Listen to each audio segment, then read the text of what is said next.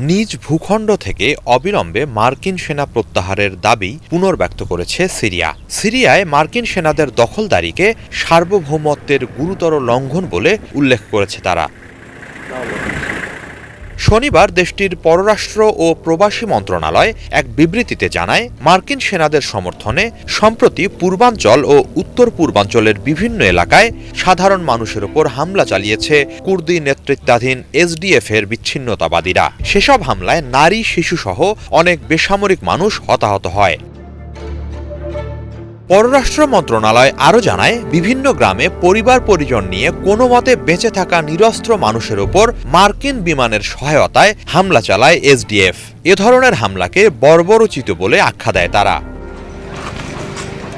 সিরিয়ার পক্ষ থেকে বলা হয়, পূর্বাঞ্চল ও উত্তর পূর্বাঞ্চলের সাধারণ মানুষের বিরুদ্ধে এইসব হামলা অমানবিক ও অনৈতিক। পর্যাপ্ত খাদ্য, এমনকি খাবার পানির সুবিধা থেকেও বঞ্চিত করা হচ্ছে তাদের। এর মধ্য দিয়ে সম্মিলিতভাবে নিপীড়িত হচ্ছে ওই অঞ্চলের মানুষ। মার্কিন সেনাবাহিনীর উপস্থিতি তাদের বিরুদ্ধে চলমান যুদ্ধকে কেবল প্রলম্বিতই করছে।